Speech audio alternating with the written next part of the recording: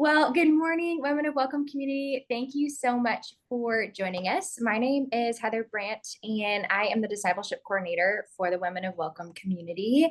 I have the honor and privilege of being with Sarah Anderson today. We met Sarah a few weeks ago. We just saw what she was doing on social media, and I was like, we've got to interview her. So thank you, Sarah, so much for being with us today. I'd love for you to just kind of start off and share with us a little bit about yourself, maybe your background, and ultimately kind of what got you into the refugee immigrant space. Yeah, thank you for having me. It's such a privilege to just share a little bit about my story. My husband and I, we've been married about 18 years, and we currently live in rural northern Michigan. Our county is predominantly 92% white. Mm, And prior to living in northern Michigan, we lived in California, and our community there was mostly Asian, some Hispanic communities. And before that, we lived overseas. We had the opportunity to mm, live in India and we lived in Romania. And while we were living there, we had pursued an international adoption. We mm, adopted our son. He was born in Calcutta, India. And I think just because of that international experience and then the process of adoption, that's really exposed us to how complex the process mm, really is to apply for citizenship. And that has given us more of an awareness or compassion, I think, for the mm. refugee community. Yeah. Yeah. I feel like it's so, everyone I talk to who kind of gets into the space has had some at least firsthand experience or encountered someone or lived themselves overseas. And that it opens your eyes to like a whole world that you just don't experience if you were born and raised in America and never had encountered anyone. And so, Right. yeah, I can relate. It totally changes your perspective. Mhm. Okay, so tell us a little bit about what it is that you are doing every day. Yeah, and what kind of drew you to start doing this? It's really funny because I don't feel like I'm doing anything spectacular. And so for you to reach out, I'm like, wow, this is incredibly humbling. Because I'm just exceedingly average, just a normal average American living in a tiny little community. And a couple weeks ago, I just reached out to the Women of Welcome community and said, "Hey, I have this idea." And I thought about, I had been thinking about it for a couple of weeks actually, and just didn't feel like it would have mattered in any way, just not made any impact. And I was like, is this just a silly idea? I don't know. So I sort of threw it out into the interwebs and said, hey, is this a good idea? But I had this idea of just walking every day, not far. I just decided to walk 1 mile because I'm 40 and I just feel like I can't commit to anything bigger than that. My knees would not be on board. But I was like, if I walk every day, maybe I can use that time to um, reflect on what it means to be on the move, what it means to be a refugee or a part of a group of people who are displaced. And for me, it was going to be a mile, which is anywhere between 15 and 20 minutes. So not a long period of time, but a focused period of time where I would listen to a podcast relating to refugees and immigration just for my own education. Um, I don't feel like I know a lot about legislation or policies or laws or anything like that. And so I felt like this would be an opportunity for me to do the work, to educate myself, but also just use it as a time of reflection and prayer. And so during that time, I would be walking just in my community, often walking my dog, which my dogs love this challenge that but I would walk and listen, and it would just be a physical reminder, maybe just 20 minutes of focus, of solidarity, of realizing that there are people groups around the world who have to do this. I'm doing it by choice. I'm doing it by walking my dog, listening to a podcast. But there are real people out there who are having to move for safety reasons, who are having to leave their country of origin and seek safety and protection. And for me, just the act of walking was showing that solidarity and just reminding me of why it's important to provide services that take care of those people groups. Mm, And it wasn't anything radical, but just the consistency of doing it every day, making that choice mm, every day, no matter how busy I was helping me to stay focused. And I think mhm, that's a big deal right now because with all the news and everything coming at us constantly, it's easy to be overwhelmed and feel like there's nothing I can do that will make a difference. But for me, this little mm, choice of just actively walking 1 mile a day was keeping me on task and keeping me mm. focused. Yeah.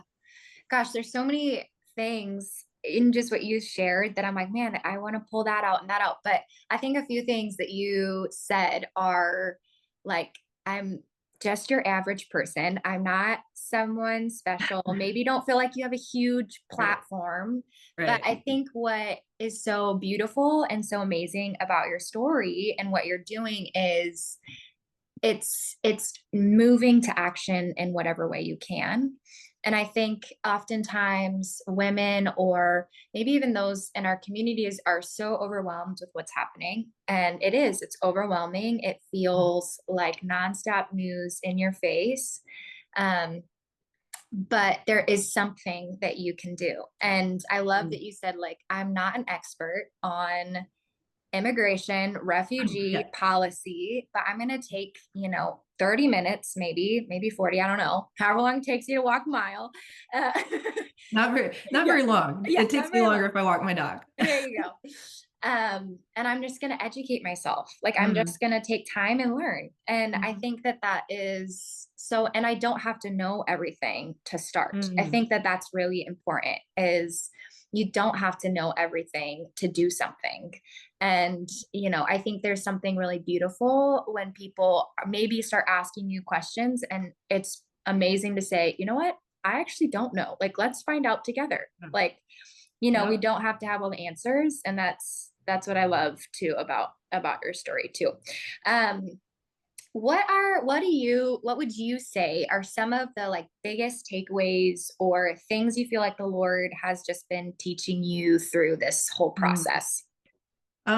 I mean, the reason I started doing this in the first place was because I live in just a really quiet corner of Michigan, um, where there isn't a whole lot of diversity, not a lot of conversation around, you know, borders or citizenship or immigration. For me, I kind of felt a little isolated Mm, and in my concern for what was going on. mm, And I was responding to all the emails that Women of Welcome are sending out. They're saying, sign this petition. I would sign every petition. I'd make the phone calls. mm, But I just sort of felt alone in it, mm, even though I was part of a bigger online community. And for me, the desire was to bring awareness to my community, mm, just to maybe turn a light on in somebody's mind regarding immigration, regarding the language we use around refugees, and mm, what labels do we put on people? And for me, because I didn't know very much about legislation or policies, all I knew mm, to do was to share my story. And so for mm, me, um, I think the biggest takeaway was the importance of our own story and mm, sharing in a relational way with people will do far more than just sharing statistics or mm, trying to get in an argument with somebody. And because we live in a small community, people are very familiar with our son, who is Indian, mm, and they love our son. And he's fantastic. But they don't know the story behind him getting his mm, citizenship. And even though our adoption process was 3 years, even once we got him in our arms, we still had to wait an additional 5 mm, to get his citizenship. And just sharing that story and giving that personal touch of realizing this is a big deal and it's very complex, I think opened the eyes of some people in our community of like, mm, wow, I actually was under the wrong assumption about this process. And I mm, my goal was to bring awareness and maybe shed some light on the compassion we need for people and how long of a time frame it takes for some mm, to resettle and maybe some of the traumas that they're going through. and just share our own personal story of living mm, overseas and the fear that we had and what it's like to live in a different culture, mm, different language. And so for me, it was just a chance to share my personal story, and I also felt God was telling me to just simply show up as mm, I am.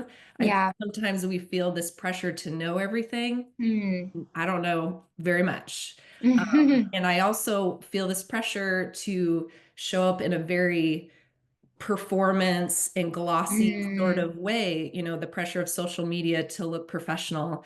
And I knew that if I had waited until I had all my words figured out, or if I waited to even put makeup on or anything, I Mm. would not do it. And so I was showing up, sharing my story, filming myself talking with no makeup on. My hair wasn't brushed. I had just rolled out of bed, but I knew that in that moment, Mm. I had the nerve to share what God had put on my heart. And I think people need to be reminded that they can show up scared. They can show up and just do it.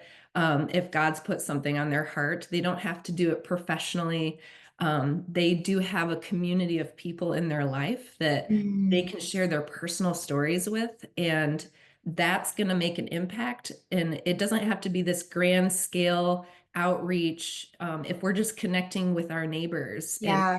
with them and sharing our personal stories where they can relate to, Yeah. relating to my son makes people see, oh, Mm. there's more to this. There's more to this process, and maybe I can show compassion to people who Mm. are different than me. Yeah. Oh, it's so good. I'm just, there's so many things, Sarah. I'm like, man, just kind of this notion and idea of like, who is my neighbor? We talk Mm, about that a lot, like showing compassion to your neighbors. And we talk about that term neighbor, and, a lot of times it's refugee and immigrants, which is true. mm, Oftentimes they are in our communities, but maybe in these rural communities where there might not be, honestly, a lot of folks resettled or living there. mhm. Like, your neighbors might be, white Americans. And the Yep. reality of it is like, what are you going to do with people that are in your corner and that are around you? And, you might not have the opportunity to go and resettle a family, but you have an Mhm. opportunity to talk to your friend down the street about how to talk about immigrants in a compassionate way, how to welcome people in a way that, shows the love of Jesus. And so I love that, you also said, show up scared. Like, it's okay to show up scared. And Yep. it's, man, do we need more of that, of just like showing up, not having answers, probably a little bit scared to be there, but just doing it. And, I think that's just really, it's so encouraging. It's encouraging to me today. Mm. So, thank you for sharing with us. Um, what encouragement do you have maybe for other women in our community who might be, maybe they're the step before, or maybe they're just feeling like, man, I don't know what to do. I feel stuck. I feel alone. Kind of what you shared. Like, how has this experience maybe drawn you out of that a little bit? And then what encouragement do you have for other women who might be feeling the same way? Man, yeah, I do feel like, the enemy's tactic is to overwhelm us and to make us distracted, and that overwhelm can lead us into paralysis and apathy and feel like, oh Mm. man, what I do doesn't matter. And I've just really felt recently that if we all collectively focus and do one thing and consistently do it, um, Mm. collectively, it will make a big impact. And I think we need to be reminded of that. If we're all Mm. just average people doing little daily things consistently, it will add up. Mm. And for me, that was just sharing my story with the hopes that I could bring some awareness to my community that this is a real thing. And because it's a middle class white, predominantly white community, that would probably identify as mostly Christian or on the Mm. fringe of Christianity. Reminding us then, what does that mean if we are claiming these things? Mm. How are we loving? people. And so by me walking didn't seem like it was this huge grand gesture, but it was to have conversations online or in person with people about why I'm doing this, Mm, bringing them into that um, relational aspect, and know that my goal isn't necessarily to um, get them to agree with me or try mm, to win them over, but just to simply make them ponder and maybe recognize, maybe I had some assumptions that were incorrect. And if I can do that, if I can just get people to think maybe a little bit differently, then to me, that's a win. And in the process, I was trying to raise a little bit of money along the way mm, to donate to World Relief, and just remind people that organizations like that, the services that they provide, are essential to get people to mm, resettle and to get through their trauma and help them function in mm, society.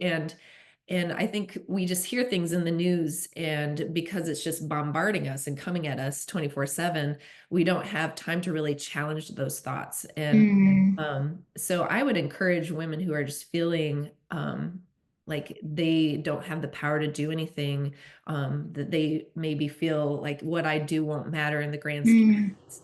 Pick something that mhm, you can maybe share your personal story about, or have a relational conversation with somebody about, and consistently do it. I think mm, consistency um, is the secret. And mm, if we continue to consistently show up and be intentional, overall, it will have a greater impact. It will take time, but I think it's worth it.